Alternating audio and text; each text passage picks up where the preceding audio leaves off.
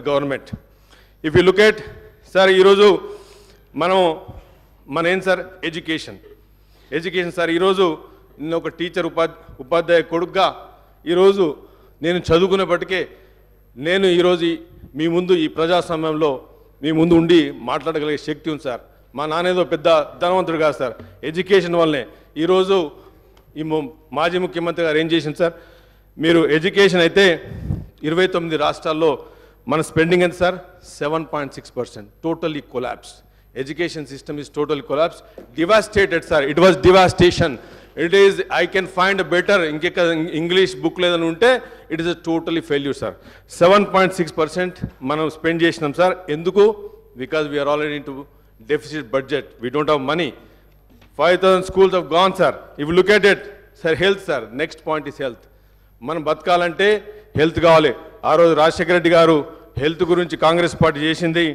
ఈరోజు హెల్త్లో కూడా మీరు ఎంత సార్, మీరు పెట్టే పర్సెంటేజ్ 6.2, ఈ పర్సెంటేజ్ హెల్త్ పెడుతుంది సార్. లాస్ట్ 57 ఇయర్స్లో ఇంత లోయెస్ట్ స్పెండింగ్ ఎడ్యుకేషన్ మీద జరగలేదు సార్. వీళ్ళు మాట్లాడతారు ఆంధ్ర పాలకులు సార్, తెలంగాణ వచ్చినప్పుడే ఎప్పుడైతే బీఆర్ఎస్ పార్టీ కానీ మాజీ పార్టీ కానీ వాళ్ళు నేర్పించింది సార్, హౌ ఫాస్ట్, ఎంత తొందర అప్పులు చేయడం అనే మోడల్ నేర్పించిపోయింది సార్ వాళ్ళు మాకు.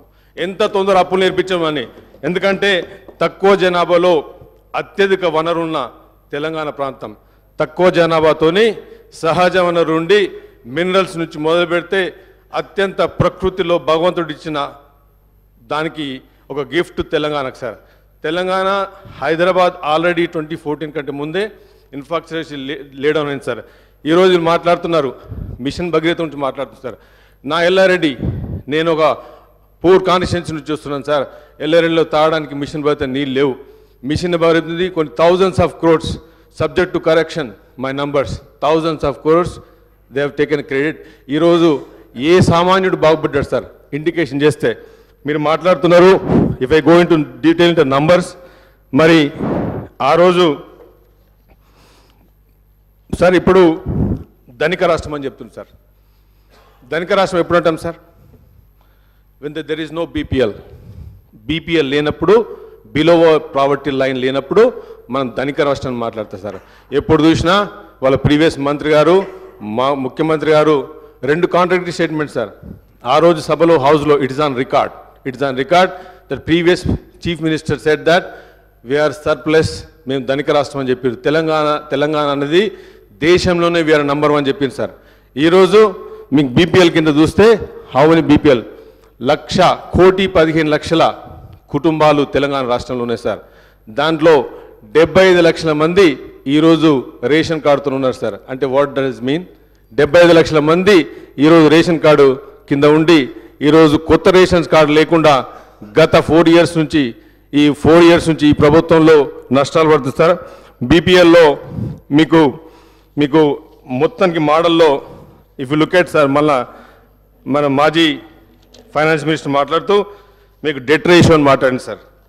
డెట్ రేషియో చూస్తే ఈరోజు ఆల్మోస్ట్ 10 టైమ్స్ సార్. ఇప్పుడు మీకు చూస్తే మీకు ఆన్గోయింగ్ వర్క్స్లో కూడా తీసుకున్నా కానీ, లేకపోతే burden of the state sir, ఇంట్రెస్ట్లు మీకు 2014-2015 చూస్తే 6,954 నుంచి 6,000 నుంచి ఈరోజు 32,000 సార్. This is the position of the government today.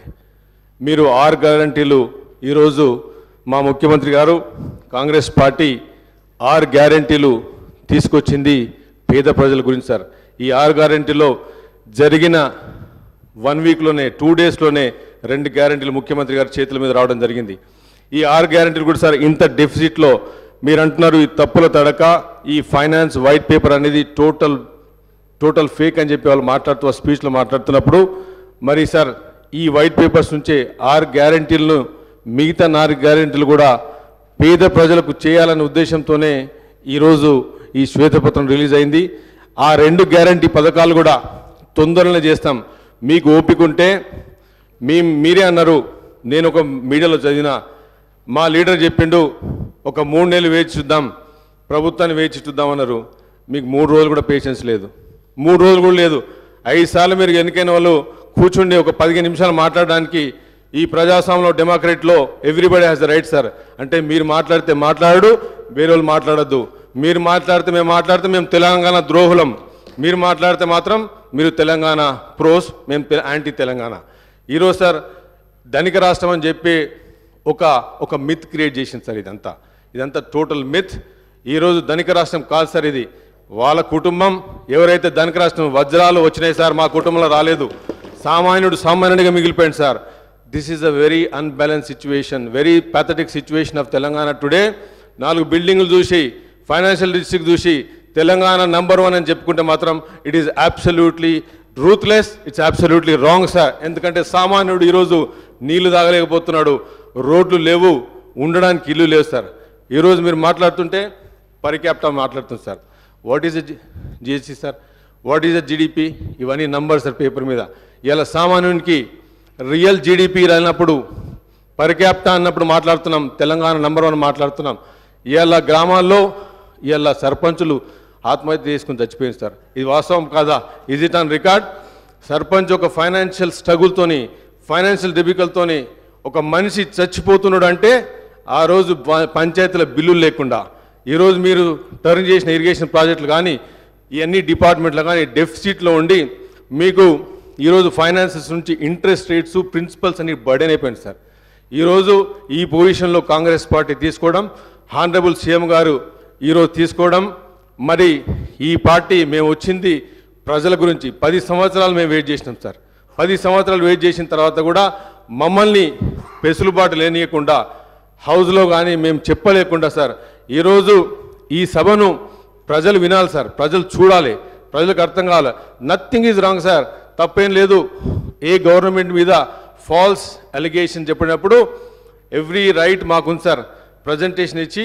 ఈరోజు మీరు అనుకుంటున్నారు కార్పొరేట్స్ కంపెనీస్ రావు, వాళ్ళ స్పీచ్లో మాట్లాడుతున్నారు, మీరు తప్పుడు చేస్తున్నారు, కావాలని అలిగేషన్ చేస్తున్నారు, మమ్మల్ని పక్కబెట్ట